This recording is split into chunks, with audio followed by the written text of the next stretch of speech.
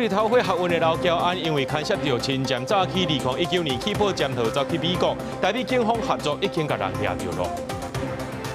食毒赛车祸发生，法务部讨论甲依托名字对第2级毒品列作1级，制造、运输、贩卖毒品上重会当判到死刑。暗时开始，各地头天气无稳定，拜五开始受到这低压系统和方面疾病影响，全台湾拢会落雨。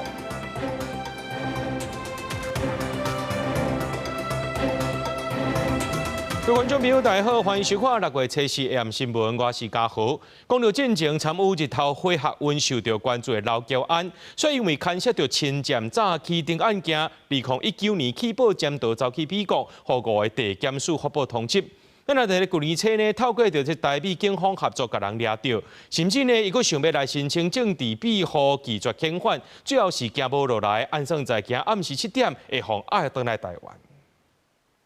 徛伫美国警察边仔，就是劳教案。伊捌参与日头火运动，引人关注。毋过伊争议是真济，伫台湾涉嫌犯真济站刑案，选去美国未起来，伫台湾甲美国的合作之下，互抓到，已经互押解遣送，按算伫初四暗时大约7点就回来到台湾。他是在108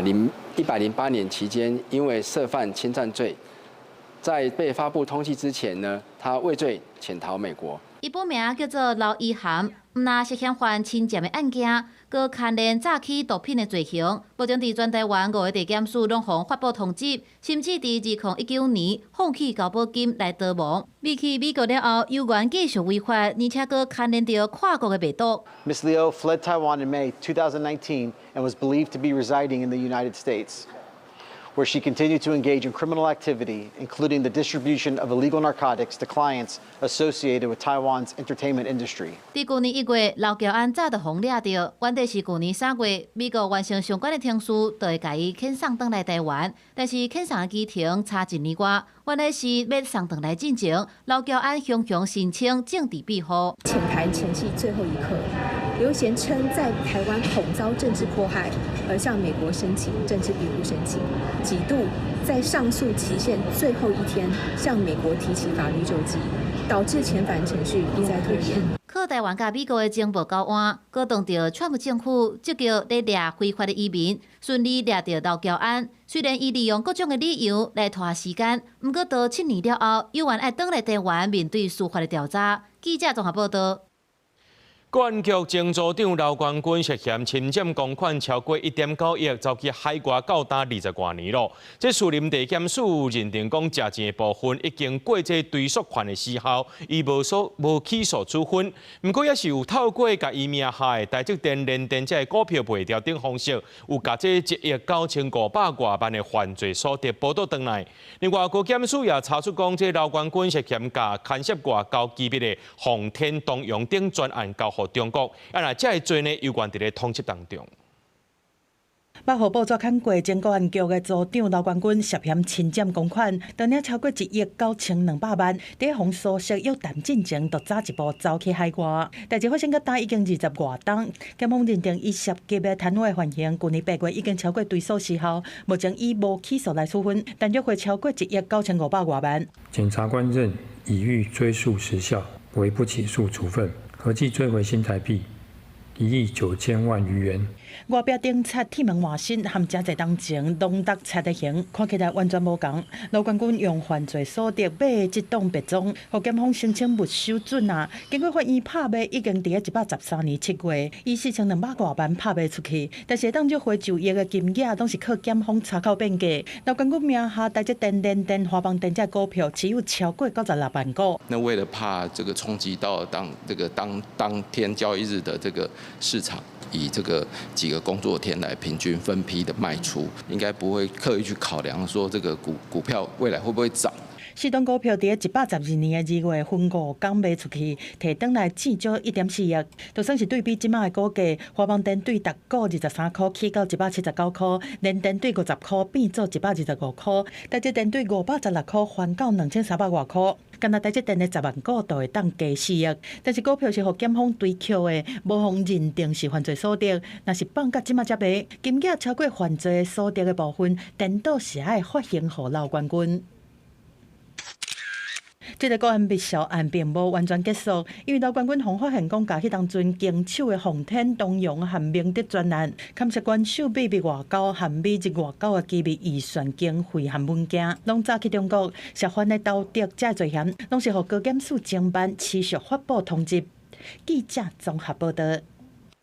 讲到今暗时开始呢，各地头的天气变较无稳定。气象署也讲，南海顶头有低压系统正在发展，按算深更会对南台湾附近通过。拜五开始呢，就会受到这低压系统一个方面接近的影响，全台湾拢会落雨。那后礼拜也有这黄山雨的方面到位，提醒咱的观众朋友就要注意这落大雨所造成的灾情。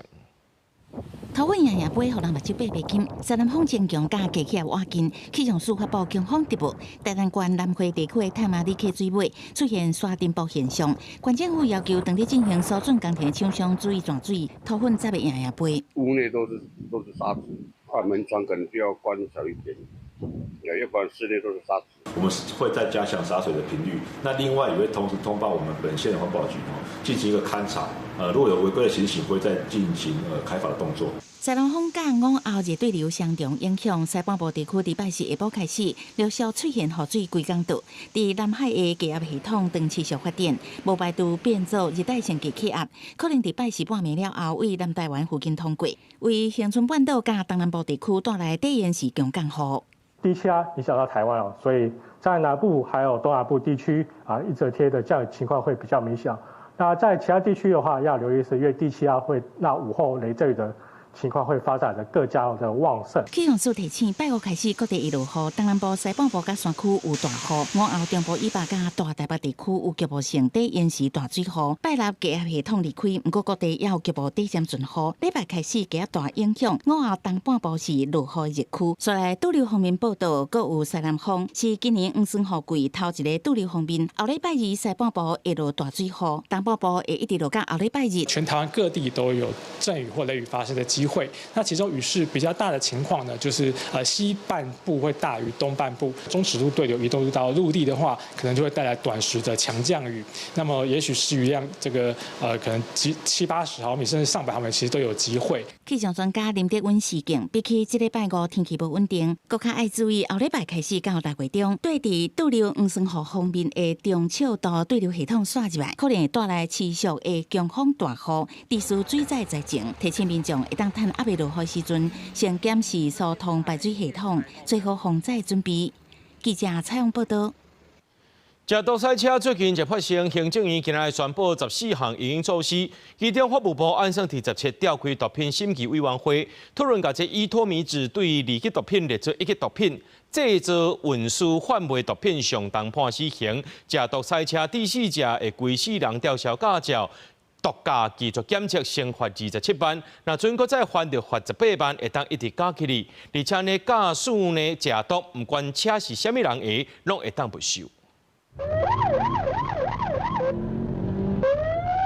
冲浪警车嘛去弄到停伫路边的车，小客车冲红灯，警方向前拿闸，无想到驾驶线大油门加速逃走。代志是伫高雄朝阳区发生的，车内互人发现有毒品，驾驶毒品喙烂快胎嘛是阳性反应，食毒赛车真济。法务部一定上紧17召开毒品审议委员会，讨论甲依托米制由第2级毒品改列做1级毒品，制造、运输、贩卖相关的当处死刑。依托米制由第2级毒品改列为第1级毒品，凡制造、运输、贩卖，最高可处死刑。衡平性、比例性跟罪值来做一个通盘性的考量，但基本上我们整个毒驾的刑责是往上要提升，这个整个政策方向是不变的。食毒赛车防治方面，交通部规划修正道路交通管理处罚条例，食毒赛车吊销驾照3年，若是累犯也是肇事致使别人重伤死亡，终身袂使考照。若是年满18岁公车乘客，便于知影驾驶人有用毒品，也是坐车，一处连坐罚，相关的当罚15000。同车乘客没有去劝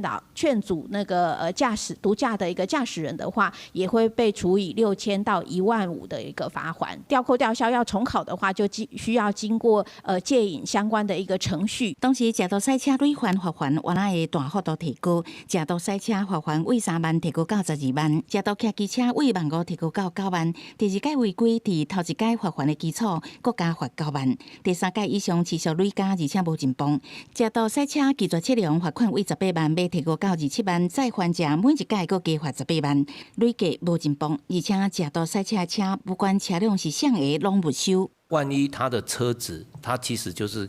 开偷来的车子。那你没入之后，难道就不给原车主吗？所以不会是这个样子。租车来的那这个租赁的公司对这个事情，他自己应该有这个风险的意识，要去做控管。防止新型毒品，因为部分新型毒品有可能用电子烟这的载具来食，卫福部嘛要修法，持有类粉品甲伊的组合关键，一旦依法没收以外，也会当罚3万至10万的罚款。相关修法会伫6月陆续提出。记者采访报道。讲到目前呢，是这花莲县议会开议期间，所有议员伫咧质询时阵表示讲，网络顶头有一个查甫人翕影片，讲要对议长张俊不利。张俊是这花莲县长参选人之一，警方已经透过这网络 IP 锁定特定对象，昨去婚林也甲这个人抓到啊。汤巴特等伊的请字，这个抢在伫网络顶直播的查甫，煞雄雄开始干叫花莲议长张俊，上尾也搁呛声要互死，影片传开，互伫议会殿堂的议员是议论纷纷。就是在那边辱骂，他说要给我死，我也觉得很莫名其妙，我不认识，完全不知道是谁。对，是不是因为议长有发了一个打击毒品的一个宣言？有可能是这样子啊。今年应该是第2期了，那我们真的希望。在政治上面可能也许有不同的立场，但是不能够用这样的方式去恐吓还是威胁。因为张俊嘛是花莲县长候选人之一，警方正重视，除了需完成证据保全甲资料收集以外，嘛透过网络 IP 锁定特定对象，伫6月初3去到婚林，将这个涉案查甫逮捕到案。张贤到案之后，我们初步的侦讯那张贤并不认识议长，然后我们厘清之后，这次案情也跟选举没有关联。涉案的39岁姓张的查甫有毒品较早起前科，平常时常在伫网络顶悬透过电影音平台直播。伊表示是为着吸引流量，才会发表恐吓言论。不过，这个查甫的直播常常互网友评论伊的精神状况，哪像有食毒，敢有牵涉其他案件，警方会扩大调查。记者综合报道。唔管你赚偌济钱，你官做偌大偌资深，袂当无性别意识。来看这屏东县的议员牛玉竹，伊初日伫咧议会质询时阵就讲，伊有接到一个国中教职人员甲伊တင်情，讲伊伫咧学校内面申诉是受人性骚扰的申诉。学校回应的公文说是叫伊爱自重自爱，互当事人感觉讲无受到尊重。那屏东县的教育处是讲，学校的做法确实是无妥当，已经要求学校爱提出检讨报告。我想请教，这份公文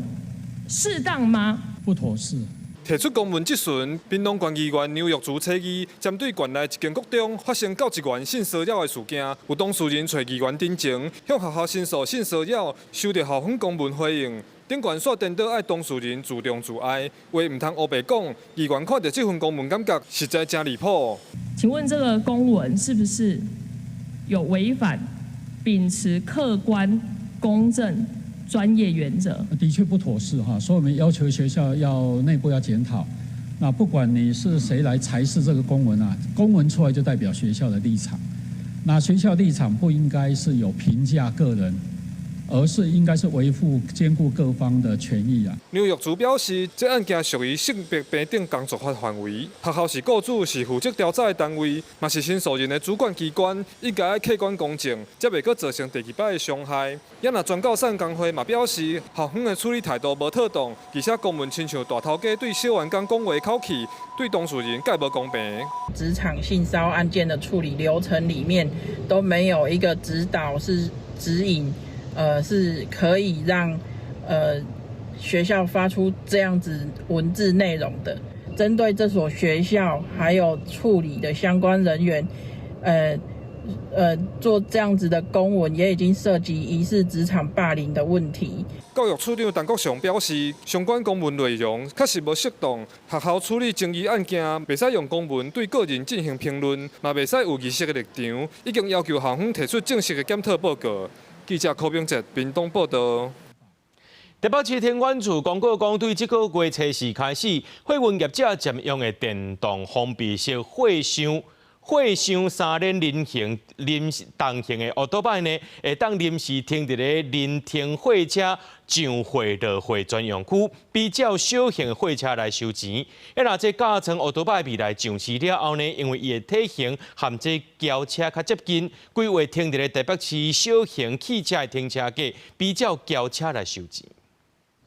伫台北市行路愈来愈侪货运业者用电动封闭式会上3轮重型机车，落来体积比货车细，载货量阁比一般的机车大。毋过，安尼电动封闭式会上3轮重型机车爱停倒位呢？台北市停管处宣布，应临停货车装卸专用区。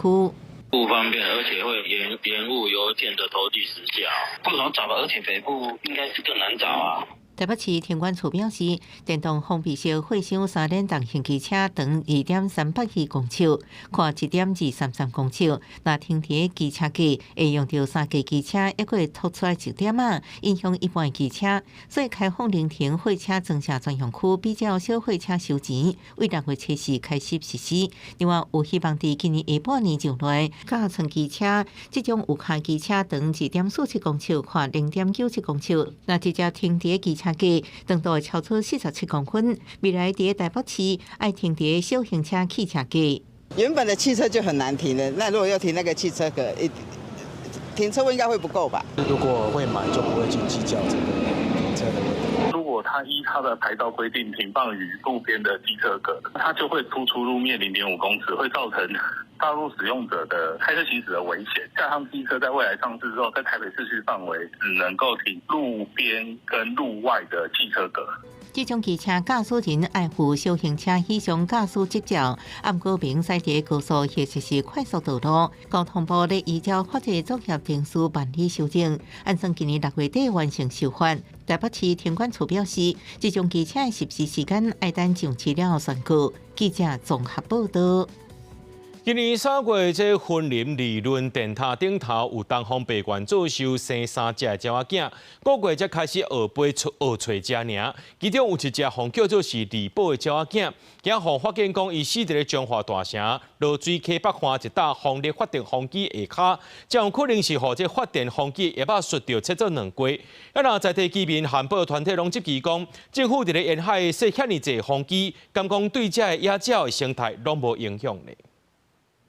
民众翕到安尼场面，正珍贵的保育类东方白鹳，当做2只散落伫田内底，现场拢是灰，场面真惊人。测试透早5点外，彰化大城乡有农民伫落水溪河保巡田的时阵，发现这只死亡的鸟仔，确认就是真无简单，这生态成功的东方白鹳的细只鸟仔。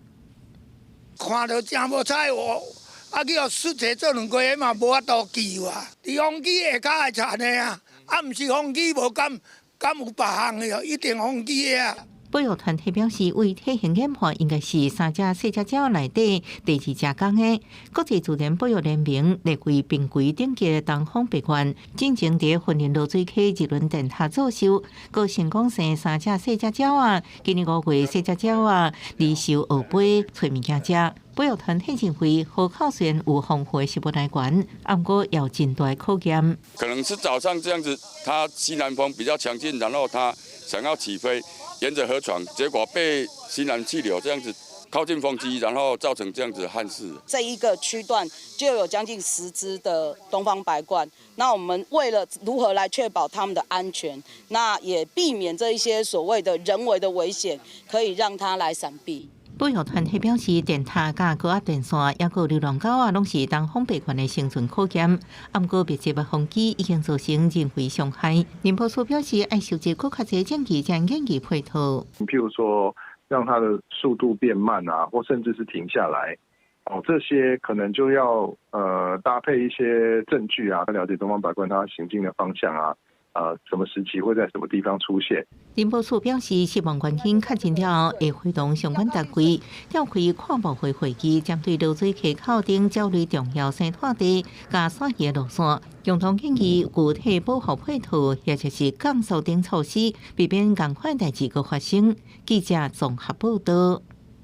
咱已经知影讲，这龙洞猫狗会伤害到这保育类的动物。来看这台南的龙家市拉里的保育地，最近所有民众看到讲，这高雄市动保处的公务车，甲这龙洞狗再来到这个所在放伫遮，要若这当地民众是真困扰。要若高雄市的这个动保处是解说讲是工作人员伫山区夹唔到路，即系安尼先做，会甲狗仔掠倒登去收容所，也会加强人员的训练。台南两家有恶地地质工程，互人讲是台南的后花园。不过当地有农民和里长来反映，近来流浪狗数量有增加状况，嘛有真侪狗仔来交叉饲家户，造成严重的财产损失，甚至毛民众看到暗时有车出入两家山区产业道路，甲狗仔乌白棒，经过警方调监视器所发现是高雄市动保处的公务车，载狗仔跨管区来两家野放。我已经170、180了，已经网子围到那么高，狗还是跳得过去。侵入里面之后，动辄都是上百只起跳了，统计下来，随便一进去，它就会造成数万元甚至数十万元的损害。公部门跨管区等狗的行为，当地是气噗噗甲明代定情。事实上，两家是哪里保育生态区，因过捌发生过流浪狗咬死哪里的事件。为了保护这个生态，市府近来早就专门伫遮禁止掠狗啊，搁转来的措施，就是惊造成当地冲击。这5只里面有3只是有植入晶片的，目前这2只有植入晶片的经查是从过那个其他县市的一个收容所，然后再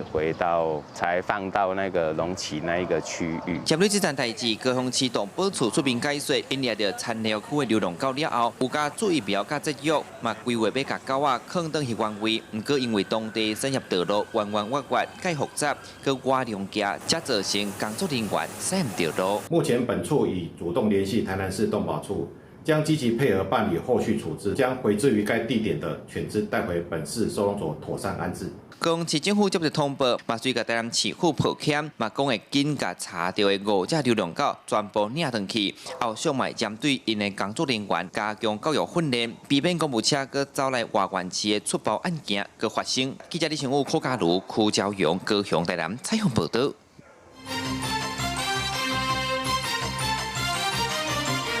讲到这美国贸易代表办公室初次公布，针对全球60个贸易伙伴国家牵涉强迫劳动等不公平交易行为的301条款调查结果，其中也建议讲呢，这美国就要对包含台湾在内的14个国家，另外加扣10%的关税，其他46个国家是扣12.5%的关税。这个消息一出来了后，中国是唔承认讲因有强迫劳动生产，那后面也批评讲这项关税措施并无正当理由。川普政府引用国际紧急经济管理法，对贸易来访国扣对等关税。今年4月已经和美国最高法院裁定违反，不过川普的关税还未实施。美国贸易代表办公室初次去公布，在1974年贸易法中的301条款所做的调查结果。主张美国60个贸易友好经济体无有效禁止造成无公平贸易行为的强迫劳动产品进口美国，所以建议加扣10%到12.5%的关税，其中台湾是被建议加扣10%的14个国家之一。美国贸易代表格里尔表示，这是为解决美国在全球市场面临较大贸易逆差的问题。Driving all of these deficits, we believe, among other things, are unfair trading practices. One of these is a tolerance for the import and export of goods made with forced labor. 这摆公告是301调查定数之一，最后的数率还未定限，而且已经过川普政府一定定数。英国表示，在打击全球供应链中的强迫劳动，英国企业未正做帮凶。加拿大总理下年是表示无意外，比例在12.5%关税中国，除了否认有强迫劳动，也表示反对任何形式的大批关税。欧盟也表示，因为这理由扣的关税是不合理的。I had a conversation with the European Trade Commissioner, Maros Šefčovič, before we sent this out, and he gave me his views, I gave him mine. Both sides are committed to compliance with the trade agreement. 这边是巴西除了强迫劳动以外，也和美国向301条款另外调查所谓贸易、电子支付等贸易不公行为，最后真济商品被建议加扣15%关税。总统卢拉接到消息了后是真生气。e nós não podemos aceitar o tratamento que os Estados Unidos deu ao Brasil esta semana. 参考条款调查结果出来时阵，多美国甲印度实体贸易谈判进行到最后阶段，消息传出，和印度是正解忧，而且印度甲中国共伫12.5派关税战级。根据彭博报道，印度已经否认强迫劳动的指控，佮指出这问题应该在进行中的贸易谈判框架之下解决，毋是透过单方面的加扣关税。公司新闻洪如梅报道。美国打算要用强迫劳动做理由来甲台湾呢扣这10%的关税，佮讲台湾并无禁止强迫劳动产品出口。咱的行政院强调，劳动部和经济部会建立下部会审议机制，决议了后会用贸易法做管制法源，限制输入强迫劳动的货品。国际铁马大厂巨大集团去年，美国指控讲涉及强迫劳动，方发布暂扣令，禁止台湾的产品输入美国，引发关注。即马美国以强迫劳动做理由，计划因301条款扣台湾顶10外国10%的关税，佮点出台湾无禁止强迫劳动的产品进口。因为美国对顶关税税率的法源失效了后，改采贸易法和301条款做贸易战的基础，这是引发政府关注重视。我们是已经跟美国完成协议的国家，为了维护 ART 所争取到了最佳待遇跟相对的优势，我们会持续跟美方来密切沟通，来全力巩固我国的国家利益跟产业利益。未来也会持续的精进雇主直接聘雇移工，优化仲介评鉴制度，提升外籍远洋船员劳动保障等。根据国际劳工组织列11项强迫劳动的指标，包括乌白用弱势、限制行动、扣身份物件、用债务白条和过度加班等不法的状况。事实上，台湾远洋渔业强迫劳动的案件真多，包括美方3摆列入强迫劳动的清单。人权和劳动团体对政府在提升移工劳权的部分无法度理解。贸易法它如果没有跟着这个相关的修法，特别是除了美国之外，欧盟他们的这个禁止强迫劳动商品的规章也在明年就要上路。台湾的远洋渔业其实很有可能会被列在资料库里面。大力的推动就是说政府对政府的直接聘雇，而同时要对那种恶质不良的中介采取撤照处分，才能从根本斩断剥削。行政院强调，为着帮助业者预防强迫劳动，在2月的时阵已经发布企业防治强迫劳动的指引。劳动部和经济部会建立下部会审议机制，决议了会以贸易法来做管制法源，限制输入强迫劳动的货品，提升供应链的劳动人权。记者综合报道。台积电是今仔日召开股东会，董事长魏立嘉强调，台积电过去1年营收含赚的钱，拢是历史新高，股价也成长超过1.5倍，对未来呢是充满信心。魏立嘉也讲呢，台湾少子化真严重，惊以后工程师甚至是技术人员人拢会无够。若早起呢，也劳工团体、环保团体伫咧外口抗议，针对着沙仑地区的高频应保护议题，台积电也讲已经有咧和政府合作了。去年的股东会在6月3号当天的每股新台币950元，来到昨天6月3号的股价是每股新台币2425元，配发总额也从去年的18元到今年至少24元，这个的成长超过30%。董事长魏铁嘉亲身主持，讲出离岛的消息。前晚大港头人台积电初时召开股东会，点出正水的成绩单，营收甲每一个营务拢创下历史新高。魏铁嘉讲，对台积电未来几年的成长真有信心。高原期预期落在哪时候？我的老实的回答，我也不知道。但是下面几年都很好。你如果预计买股票，请继续。爱小股东继续买，魏铁嘉讲，半导体需求永远伫哩，自驾车甲机器人的发展是未来重要的趋势。对未来5年，准讲台积电当伫美国全力扩厂，不过各地的需求也是真大。公司嘛同步伫日本的新厂建设，只是魏铁嘉嘛坦白讲，产业要冲，不过台湾面临少子女化问题，可能会是问题。台湾的生育率太低啦，我们把话讲白一点，然后长久以后，我很怕不够我们的工程师不够，我们的技术员不够了。小股东嘛关心，伫台积电2奈米泄漏秘密，包含东京威力科创人员涉案，是毋是会因为安尼甲因企图供应商的名单？魏铁甲讲，这是个别员工犯错，所以决定继续。另外，透早原来有环保团体、劳工团体伫电话要求台积电伫扩大产能的同时，也应该负起社会责任，包含唔通互这载责任停留伫上底层的承揽商，员工过落议题，啊，个扩散引起的生态破坏疑虑。近5年里面有3年的时间都是这个财阀破100万的状况。那所以我们会认为说，这样子半导体的企业，台湾的骄傲，不应该是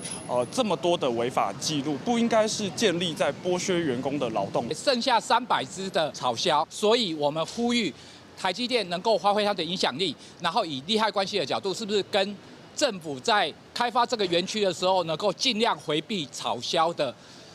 生态热点。魏铁甲是讲，台积电甲政府两地合作，正重视沙仑地区高民营的保护，会以尽量卖搅扰做大方向。另外，台积电原来投入高民营生态廊道的串联计划，针对员工本人的问题是讲，为2025至2026年有信心的超过30%，未减少对员工的回报。记者采访报道。日立银行今仔日有发布一份资料，讲这少年世代买手机所开始会出现烦恼甲造成的行为。这18岁到30岁找头路人，逐工差不多是开4点钟伫遐买手机38%的人伫网络顶头看到别人过甲遐尼精彩，甲期待自比，甚至有3成找头路的人烦恼讲会互 AI 取代去，其中理工科背景的人上介严重。现代社会，一人一支智慧型手机不一个手机愈久，心理压力可能嘛愈大。人力银行上新的调查就发现，18到30岁找头路的人，逐工平均开3点9、5点钟伫咧社群平台顶头出现社群焦虑，会因为看到社群顶头别人精彩生活，感觉真自卑。愈手机嘛已经互少年的世代产生真悬的不安甲压力。有时候我们在滑手机的过程中，我们难免也会看到一些比较属于那种成功的案例所以这个时候，可能年轻朋友可能就有一个想象说，应该人要活成这个样子。可是我是这个情况嘛，难免就有这个压力存在的。根据愈世代焦虑报告就指出，有一半的人评估家己的生活内底，伫咧找头路、经济状况甲自我能力正3大高压的状态。平均10个人就有4个人，因为社群顶头甲别人比较变较自卑，嘛会较要以网络形象，也若自我认同嘛降落去，有要5成的人唔敢投履历，尤其使用社群平台较悬的人，较熬陷入自卑甲倒球。另外，调查阁发现，面对 AI 科技，有3成找头路的人真烦恼去互 AI 取代，尤其读理工科的人，危机感上强。是当你发现你每次滑这个社群平台或者是使用网络，然后不自觉每次滑完之后都会无尽的空虚，然后非常的怀疑的时候，那你可能要理解一件事情，这个东西可能不是你自己本身的问题，而是网络带来的这些心理的效应。专家就强调，不是少年人有偌焦虑，是焦虑背后反映出规个世代对未来的无确定感。为个人的角度，建议会当减少无意识撸手机的习惯，莫用市赞的数量，也是外部评论来看家己。为爸母的角度，建议会当先理解，甲情绪接调咧，减少用单一的成功标准来定义囡仔的人生价值。记者综合报道。根据着人力银行的统计，这中照产业长期以来拢是欠工的，这照顾服务员上介严重，再过来是护理人员加行政人员。那这中照相关业者要找一名照顾服务员，有24.7%，爱找半年才找有。民间团体是认为讲，希望政府会当应用科技设备来减轻照护员的负担。台湾去年65岁以上的人口是超过467万，正式进入超高龄社会。因性的长照需求是一日增加，不过大片的长照产业却面临欠工甲照护管理品质等问题，导致长照产业的员工讲，背后承担的压力甲风险，让因感觉心真忝。现在人的体力可能会比较不支，肩膀常常就会需要使力。那我那一阵子的话，我肩膀是痛到完全睡不着。居服员有的时候就是很两难，因为我们项目的指示就是说，你只能整理案主的生活空间，但是被要求做很多其他的事情。根据人力银行的调查，目前要请照顾服务员，有确诊25%的人爱等超过6个月，还有23.5%爱等3至6个月才找到人。因为即卖长照产业欠工的状况，有87.5%长期是人力不足，需要人才类型，其中照顾服务员上欠，搁来是护理人员甲行政人员。根据了解，长照产业除了找无人，搁面临人才流失的状况。互因想要离职的原因，包括家庭因素、体力负担大，搁有情绪压力等问题。现有的中高龄这些照护员，他们的一个减轻照顾伤害跟负担，让他们留任更长的策略，包括提供一些照顾辅具等等。我们希望能够针对有一些通过语言或技术认证的外国技术人力，我们未来希望也可以把它纳进来。卫福部表示，目前照顾服务员人力也搁咧成长，不过若是大宿舍机构，因为需要轮3班，要请人是相对困难。卫福部会有增加培训，搁有增加奖励，希望增加诱因来解决欠工。记者综合报道。冷癌是国内女性发生率上界悬的癌症，其中三阴性淋癌，因为长袂离转移死亡率较悬，也是上好治疗冷癌。不过有一种专门咧治疗这三阴性淋癌的新药啊 ，TRP2 ADC， 入去健保给付了后，联邦医学会就表示，有超过上千名的患者受到帮助，也发现讲整体患者通加活18个月。只是讲这健保给付是有带条件的，因也呼吁这卫福部爱赶紧来帮忙。根据卫福部的资料，冷癌是国内女性上接到的癌症头名，其中三阴性冷癌因为复发、转移甲死亡率较悬，是上好治疗的类型。2年前，卫福部有甲治疗转移性三阴性冷癌的新药啊 ，TRP2 ADC 列入健保给付。根据联邦医学会追踪调查，1100个患者接受新药啊治疗了后，整体会当搁活18个月，这成果甚至比搁济加买6个月。在过去这2年呢，我们治疗了超过1100位的病友，那跟上了国际脚步。那这里面一个很重要的意义就是说，我们把过去只有化学治疗的一个三阴性乳癌呢，可以加入我们现在讲的精准医疗。不过目前健保给付有条件限制，医界表示，三阴性冷癌病情发展真紧就变严重，呼吁卫福部参照国际治疗指引，放宽新药啊使用条件。如果能更早使用的话，就变成我们可能不用让这些病人是先接受化疗，可能他会遭受到一些很严重的副作用，甚至他的无疾病存活期可能也没到那么长。癌症癌药的治疗给付，我们现在在早期的癌药跟晚期的癌药分别12种跟8种的国际指引都分别只差1个，已经在审议当中，我们预计在今年就会全部跟上国际。健保署署长回应，今年政府推动冷癌照护品质提升方案，有增加4000万的经费，刷落来会开医师审议委员会按照定数赶紧甲新药啊列入三阴性冷癌第一线的给付，让病人会当提早接受治疗，增加存活的时间甲机会。记者郭正阳、王志刚台北报道。新北市的国宝家商传出讲年底就要收起来，学校是无要来回应，干那讲因应招囝化会提出转型计划，那棒球队敢会停止招生是还未确定。有风声讲这球队一定会延续，只是这延续方式搁爱讨论。学期上尾上课时间高3嘛毕业啊，私立的国宝家商有淡薄仔冷清，成立65档的国宝，这几年来嘛受到招囝计划的影响，以建立专业的特色来稳定招生，学生数是维持在1500人到1600人左右。餐饮科应该还是要继续念书吧？对啊。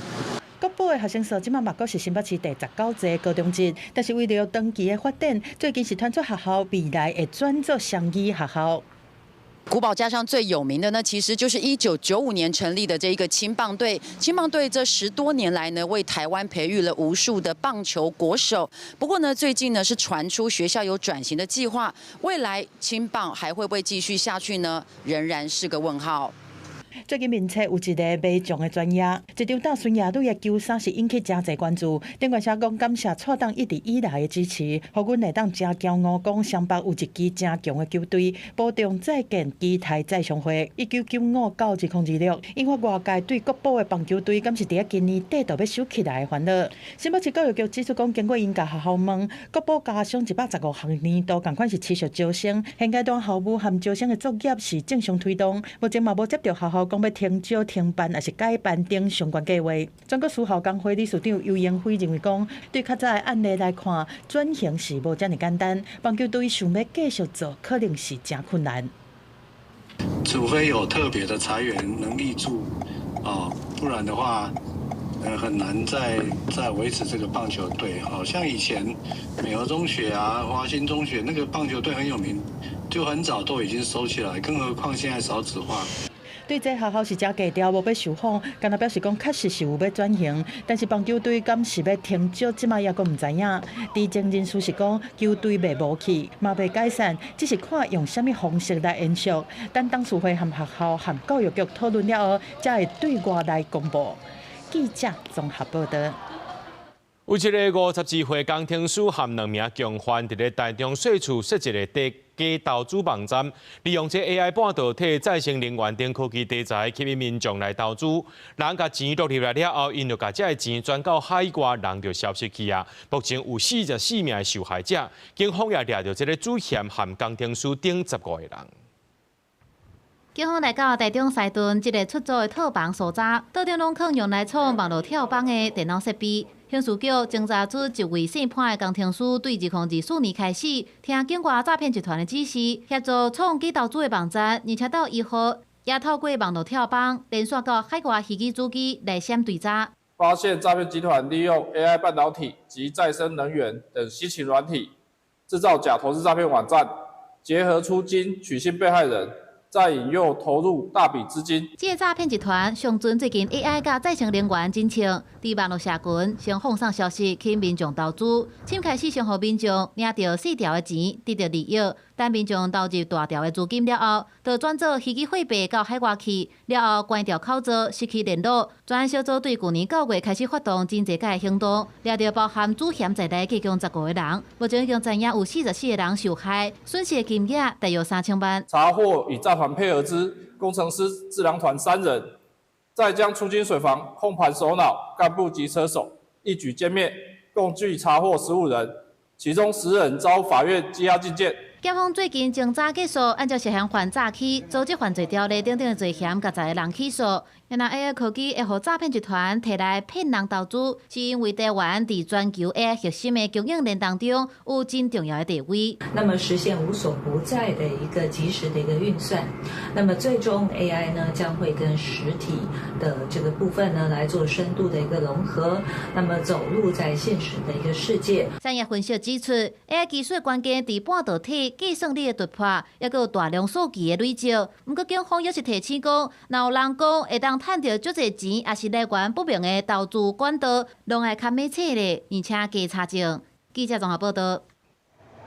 今天中午问他，他也不会啦。提出手机对话记录，1个月前问头家薪水当时发，甲大家是提无钱。嘉义市一间连锁的韩国火锅，说过头家是5年前加盟的。员工讲，原底生意拢袂歹，差不多1年前头家敢若资金等时出问题，毋但欠劳保局钱，嘛欠总公司100多万的汇款。今年5月初，雄雄通知公司车闸都要收起来，拢总13位员工，甲打包括4月、5月薪水，也有租客费，1仙都无摕到，总金额超过50万。老板钱没有发下来，那很多造成我们很多人都没有办法缴贷款、房贷跟那个租屋，生活上困难。陈先生自5年前开店就做甲大，2个月薪水加上租欠费，敢若伊个人都调15万。头家无要接电话，信息嘛唔回。13位员工做过去伊甲阿兄开的店找人，敢若得到对方一句我无钱。受害员工只好找劳工处来出面协调，毋望会当讨过家己的辛苦钱。本府在6月2日召开劳资争议调解会议。因为资方未出席，以致调解不成立。那在此呼吁资方，拿出诚意，尽速出面来妥善处理。受害员工讲，临时临要通知店要收，大家领无薪水，我赶紧找头路，基本的生活开销更要无在调维持。即摆生过头家，相甲无款人，就连调解过嘛无要出面敲切，因真正毋知要安怎才好。劳工处表示，所到来劳工若要拍官司，会协助因申请相关证明甲补助。记者林伟霆、柯家如、柯朝阳家己采访报道。历次天安门事件已经是37年了。这美国国务卿鲁比奥强调讲，中国无法度改变历史。天安门学运领袖5年开始，也伫咧日本召开记者会，还有日本就爱看重这中国威胁，爱徛出来民主自由的前线。那咱的总统赖清德伫面册顶头发文，希望中国呢就爱面对历史事件，承认真相和和解，也有对话。那民间团体含者 NGO 团体暗时是举办悼念暗会，呼吁社会就要重视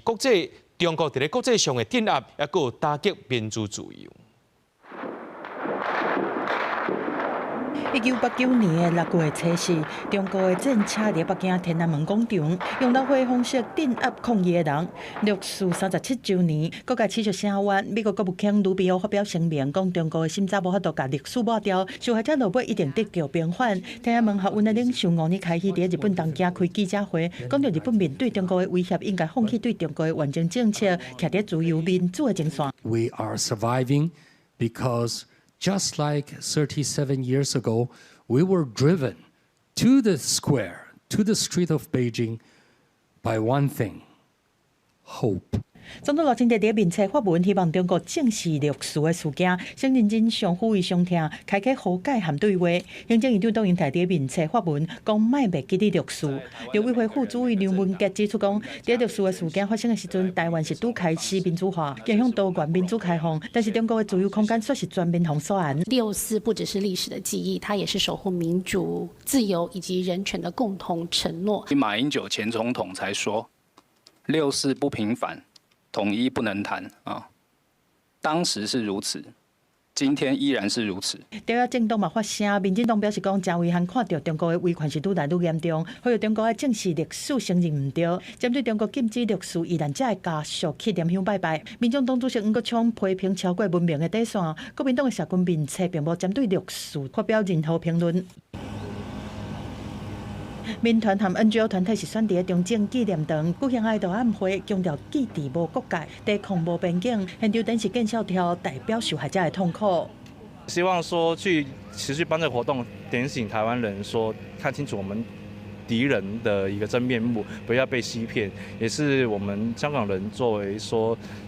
轻生的受害者、以前受害者，把自己的故事也展示出来。做香港婚丧中的代表，香港青年蔡志和来台湾得到安置，做兵做了，摕到台湾的身份证。伊家己受到中国的打压，呼吁社会爱正视中国下国的镇压。台湾也甲真无简单的民主自由守护条。记者综合报道。 讲到咱台湾这个威权统治时期，有真侪所在拢设置保防式，这个保防体系监控台湾人民尚无有40年的时间。那这个监察委员呢，伊是针对着台湾威权统治时期的保防体系，拜四提出着调查报告，也讲这个体系对台湾民众造成正大的伤害，会函请行政院就要推动转型正义教育。 这个体系监控了台湾人民至少40年时间。监察委员黄顺玉查阅907卷超过10万字的档案，针对台湾威权统治时期的保防系统，伫拜四提出调查报告。社会上的社团跟文教救社其实最大宗的它的保防工作人员达到9783人，那总共加起来有4396个保防组织，有22244人是他的保防工作人员。 黄顺玉指出，根据相关资料清查结果，威权统治时期的政府为着要确保对人民的控制，伫中央文教、军事、社区、学校、社会团体这机关设安全室甲人治室。人治室就是人事地质办公室，安设保密员甲防谍员，也就是照白仔、保马仔，进行内部监视甲审查，侵害文书甲思想自由。所提报告小则影响升迁考核，大则招致牢狱之灾。这就是我们常说的要维亚随处都在。黄顺玉指出，这个系统对台湾民主造成真大伤害，也喊请行政院爱推动转型正义教育。也若今年国家安全局已经把所有政治档案拢交予档案局，即马档案局当地整理分类，也甲这资料电子化，放伫网络顶悬，互大家了解历史的真相。记者郭玉琪、林旭凯台北报道。 咱来看国际新闻，韩国初三举行地方选举，也个国会补选，这是总统李在明2025年上任以来头一届举行全国性的投票。执政的共同民主党伫16个行政区摕到12个，也若这首年市长的选情呢，却是获这反对党国民力量党的现任市长吴世勋得胜，伊是第5届连任这首年市长咯，创下着这当选的纪录。韩国地方选举甲国会补选初三上场，侪选民迁入去各地投票所投票。根据韩国中央投票管理委员会统计，这届选举的投票率是61%，创历史新高。根据较早的计票甲出口民调结果，总统李在明所属的执政党共同民主党，伫包括首尔在内，拢总16个一级行政区的地方政府首长选举内底表现赢目，摕到12个行政区的执政权，比顶届选举成长超过2倍。那前总统尹锡悦所属的反对党国民力量党，伫尹锡悦戒严案红罢免判刑了后，状况一直无好。投票结束了后，出口民调显示，国民力量敢若伫一个地区有领先，就连经济第大区拢真危险。开票结果出来，毋那大区甲庆尚道拢走掉咧，连首尔就赢落来。 이번에 꼭 소중한 한 표 투표해야겠다 생각이 들어서 네 맞습니다. 투표해서 그 동작구 국민을 위해서 헌신하고 동작구 발전을 위할 수 있는 후보자가 탄생됐으면 좋겠다고 생각합니다. 韩国地方选举的投票时间拄好是李在明政府上任满周年。首尔市伫即届选举中，红认为是一级战区，挑战市长宝座的共同民主党候选人郑元武。原本因为总统李在明的高民意支持度气势真好，尾仔煞跋落尾。现任市长吴世勋上尾的时阵倒头赢，毋那连任成功，阁创下当选5摆纪录。 손을 점점 잃어갑니다. 점점 오만해지고 있죠. 이 오만의 폭주 중단시켜야 되겠죠. 选民专家分析，少年选民毋望轮替，不过中老世代的选民有人数的优势，伊个嘛是吴世勋连任成功的关键。即届地方选举嘛传出下魂，首尔有14个投票所因为投票纸无够，致使投票暂停，引起选民不满。反对党国民力量党要求停止开票，执政的共同民主党是认为无必要。公司新闻张淑芬编译。咱做伙来看明仔载天气。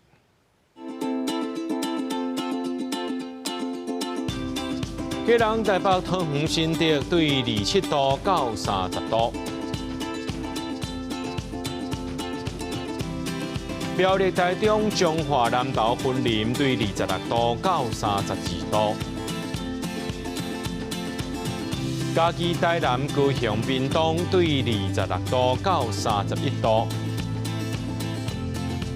宜兰、花莲、台东对26度到30度。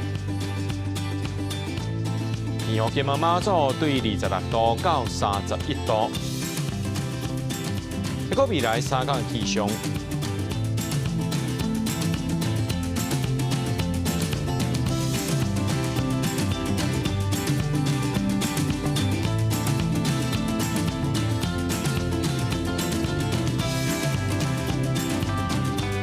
新闻最后，感谢各位观众朋友收看今日夜新闻，我是嘉豪，明仔暗时7点咱再相会。